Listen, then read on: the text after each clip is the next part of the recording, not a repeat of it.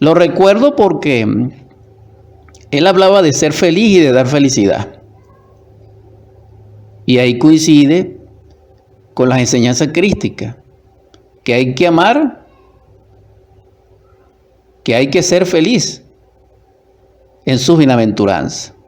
Entonces vemos una relación intrínseca entre la enseñanza antigua alquimista y la enseñanza crística oculta en la letra, pero develada en espíritu, del Nuevo Testamento. ¿Dónde está el núcleo de ambas sabidurías? En la roca, en la piedra. ¿Por qué? Porque si para los alquimistas ellos debían lograr la piedra filosofal, entonces esa piedra filosofal es el mismo Cristo como fuego. Es decir, como el Cristo es la piedra angular que desecharon los edificadores del templo y que vino a ser cabeza del ángulo, entonces el Cristo es, dijéramos, la piedra del templo. La nueva Jerusalén dentro de nosotros debe ser edificada por obra y gracia, sí, por sabiduría, sí, pero con una piedra angular, que es el Cristo. Ahora, cuando el Cristo le dice a Pedro, en otro pasaje bíblico, tú eres Pedro y sobre ti edificaré mi iglesia, nos está enseñando a nosotros, como legado, de que el Pedro interior nuestro, o el apóstol dentro de nosotros, o el Pedro íntimo dentro de nosotros, es la piedra angular.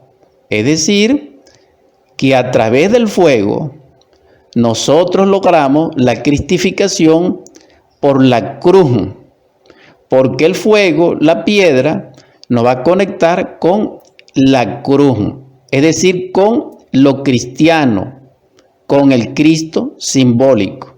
Porque el Cristo no solamente nos lleva a nosotros a nivel mental a la cruz, sino que también nos lleva a nosotros al crisol, al croiset, al Cristo. Entonces, etimológicamente hablando, a través del tiempo y del espacio, son palabras semejantes, que tienen una significación común, que tienen una correspondencia dialéctica en la conciencia como experiencia mística interior. Entonces, si Pedro, dentro de nosotros, es la parte del ser que edifica el templo a través del fuego, y nosotros sabemos que si chocamos, que si hacemos contacto con dos piedras surge la chispa del fuego, entonces vemos la clave de Jesús a Nicodemo. Vemos la clave del amor. El amor realmente es fuego. ¿Por qué? Porque Dios es fuego y el amor es Dios mismo, que se encarnó como Cristo. Entonces, en estas correspondencias, en estas concomitancias maravillosas, divinas, extraordinarias, espléndidas, excelentes, diamantinas, nosotros podemos comprender que los alquimistas enseñaban el verdadero cristianismo, pero a nivel de lo que se conoce en el Oriente como el vehículo tántrico o el Vajrayana del cristianismo y del evangelio. Ahora bien, ¿cómo podríamos entender esto? Comenzando por entender de que la alquimia significa alquimilla, es decir, la ciencia pura y sencilla de la química superior. Ahora bien, ¿qué tiene que ver la química con todo esto? Que la química nos enseña lo más elemental a nivel molecular y atómico de cómo se expresa la vida. Pero como Pedro dijo que en las manifestaciones de la vida encontramos a Dios, entonces también tenemos que encontrar a Dios en el átomo, en la molécula, en la célula, en las partes íntimas de las dimensiones superiores de la naturaleza. Porque sabemos de que todo átomo es un trío de energía, materia y de conciencia. Porque así como Dios es triuno, el átomo es triuno. Entonces sí encontramos a Dios en todas partes. Así lo dijo Pedro. Es decir, Dios es manifiesto como imagen. Dios es expresado en su creación. Si no conseguimos a Dios en lo creado, no lo conseguimos en ninguna parte. Por eso los antiguos dijeron, Homo, nocete ipsum, es decir, hombre, conócete a ti mismo. Quien se conoce a sí mismo, llega a conocer a Dios y a la divinidad dentro de sí mismo.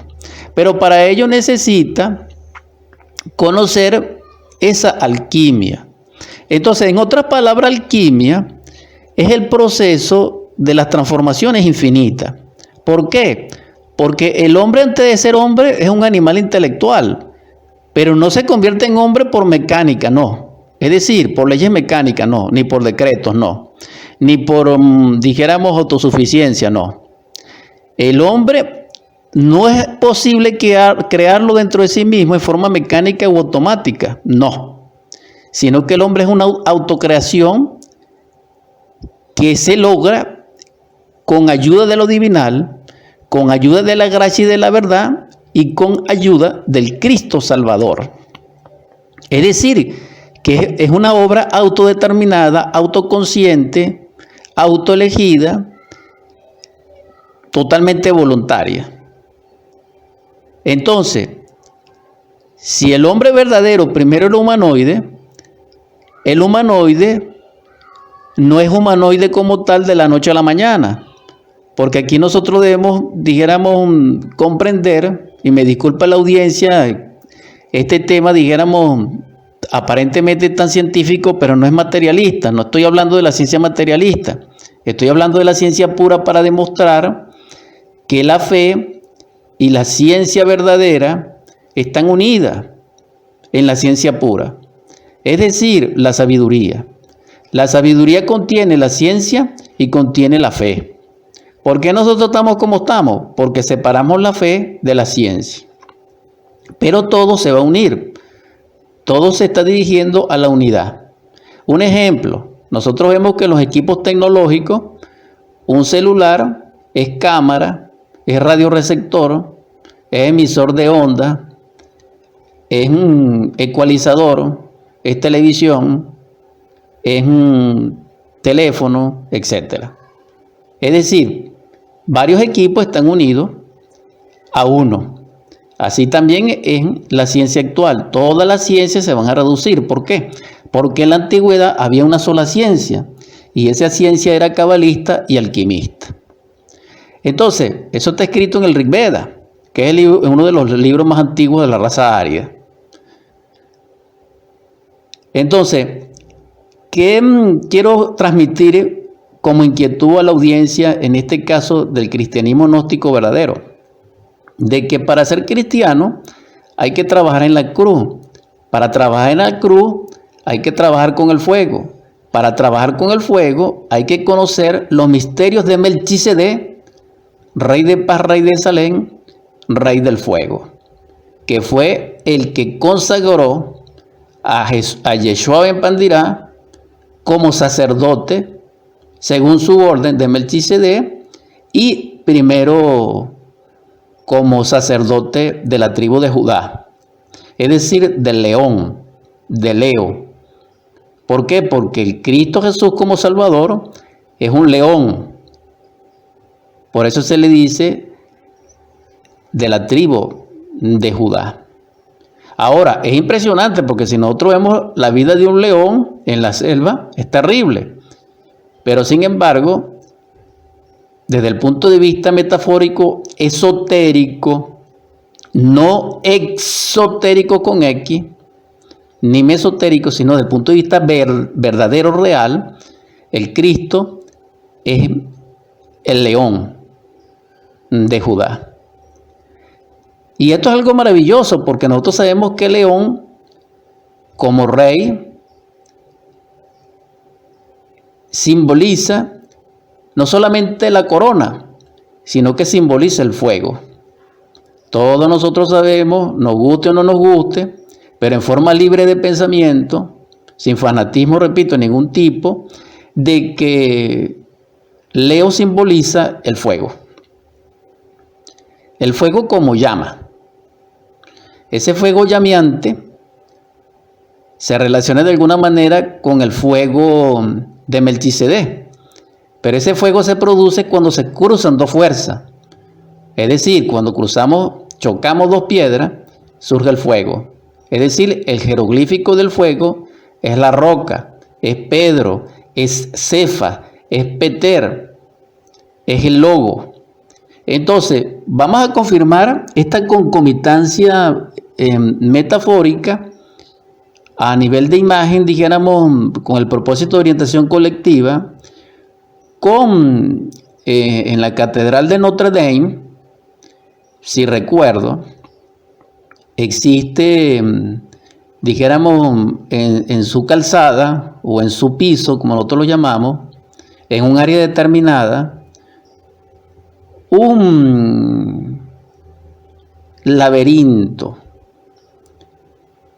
que está, dijéramos, diseñado, descrito, o se puede apreciar en esa losa, dijéramos así, a través de contraste entre el blanco y el negro, entre la luz y las tinieblas. Pero lo cierto del caso es que eso se sintetiza en un ángulo, y en el ángulo de esa losa, de ese piso, de esa obra, aparece una piedra con una figura. Entonces se nos enseña a través de la metáfora, a través del arte regio esculpido en esa catedral, o en ese templo, o en esa iglesia, como quiera llamárselo, o en esa edificación religiosa, de que la piedra, de que la roca, ciertamente contiene el fuego. Por último, quiero destacar que también sabemos de que el rayo, cuando cae en tierra a través de un árbol, se convierte en la piedra del rayo, y eso físicamente existe. Entonces hay una conexión entre lo celeste y la piedra, entre el rayo ígneo del poder electromagnético de la naturaleza y de Dios, después de un trueno, de un relámpago, convertido en una piedra. Entonces ese símbolo es maravilloso, porque en esa piedra está contenido la redención del hombre. Entonces, quien conoce el secreto de la piedra filosofal, conoce el secreto del Cristo. ¿Por qué? Porque puede develar el jeroglífico del fuego, puede comprender la cruz dinámica de la energía del fuego, y puede entonces lograr la cristificación dentro de sí mismo. Y que en palabras, a nivel, dijéramos, de la inspiración, artísticamente hablando, sería el amor. Estamos hablando del amor a nivel de la ciencia pura, a nivel de las grandes tradiciones antiguas. Y estamos, dijéramos, haciendo una reflexión sobre la relación que existe, o la correspondencia que existe entre los misterios de la alquimia verdadera a el pasaje del Evangelio donde se habla de la piedra angular que rechazaron los edificadores del templo, que es precisamente el Cristo. Entonces el Cristo, el Crestos, el crisol, el crusat, es la piedra filosofal. Esa piedra filosofal otorgaba a quien la poseía 4 poderes extraordinarios. El donum Dei, el don de Dios, le otorgaba la medicina universal, es decir, jamás alguna enfermedad tocaría su cuerpo en toda su plenitud. Le otorgaba también, dijéramos, la eterna juventud, es decir, la inmortalidad, y por último le otorgaba la sabiduría divina y el don de la ubicuidad. Entonces, esos son los 4 grandes poderes de Dios sintetizados, porque son infinitos, pero se pueden sintetizar en esos 4. Ahora, ¿eso es posible? Sí, trabajando en la cruz, porque la cruz también tiene 4 ángulos. Entonces, la cruz es muy interesante, porque también nos muestra la rectitud, porque los ángulos de la cruz es de 90 grados, es decir, rectitud, un ángulo recto. Entonces, solamente en rectitud, solamente viviendo rectamente,